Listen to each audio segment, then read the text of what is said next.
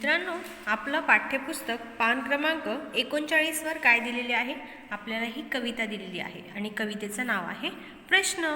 आता हे बघा, येथे काय आहे? चिमणी आहे, मोर आहे, गाय आहे, कोकिळा आहे, आणखी काय दिसत आहे?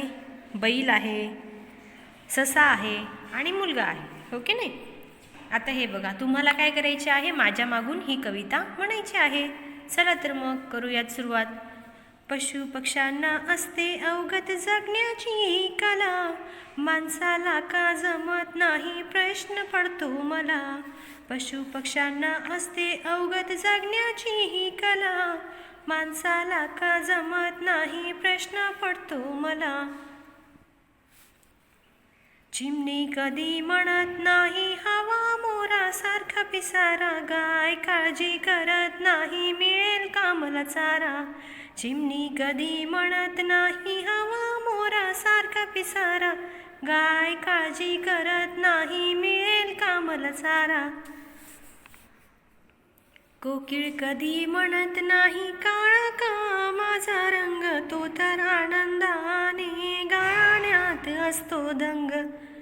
कोकिळ कधी म्हणत नाही काळा का माझा रंग, तो तर आनंदाने गाण्यात असतो दंग.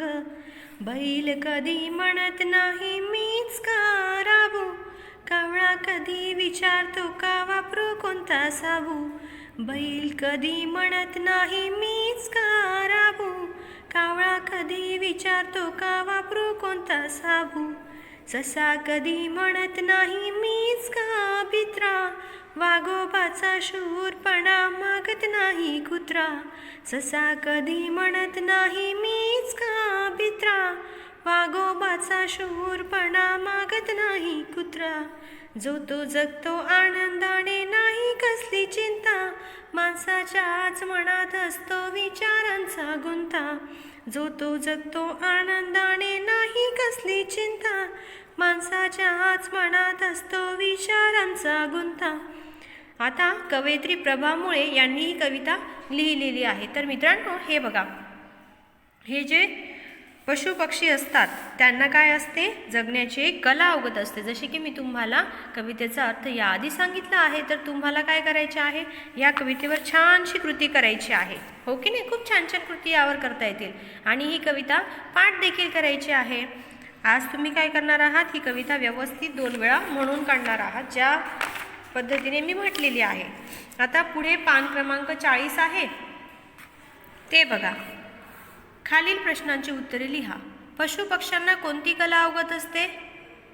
बरोबर, पशु पक्ष्यांना जगण्याची कला अवगत असते.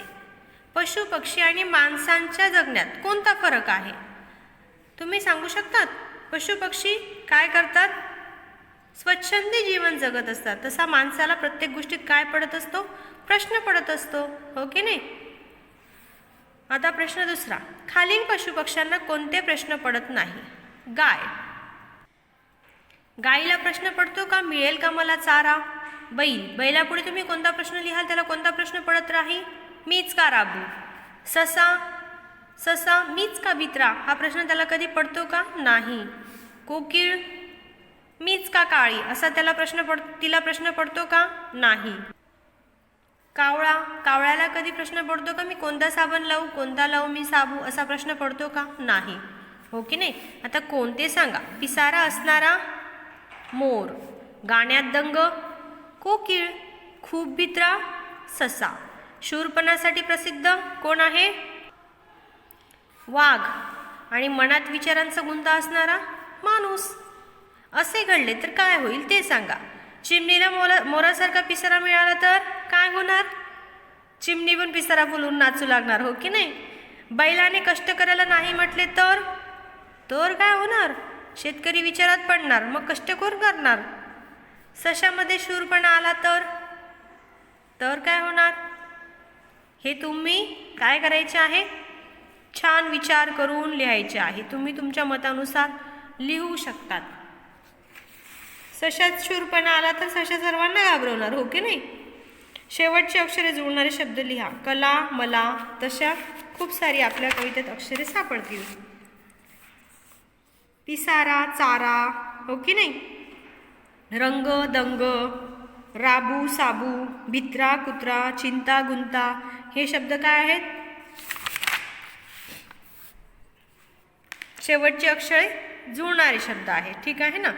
कवितेच्या ओळी पूर्ण करा. हे तर कवितेत दिलेले आहे, हे तुम्हाला चांगल्या प्रकारे येणार आहे. खालील शब्दात लपलेले शब्द शोधा.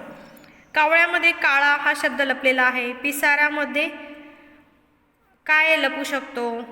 पिसा. सारा हा शब्द लपलेला आहे. विचारतो मध्ये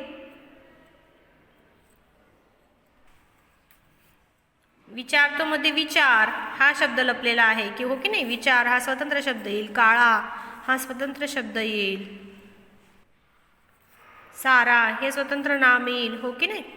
आता तुम्हाला काय करायचे आहे? ही कविता व्यवस्थित म्हणायची आहे 2 वेळा आणि हे प्रश्नोत्तरे देखील मी तुम्हाला देणारच आहे. ठीक आहे ना. हे देखील तुम्हाला सोडवायचे आहेत. चला तर मित्रांनो, परत भेटूया पुढील घटकात. तोपर्यंत बाय.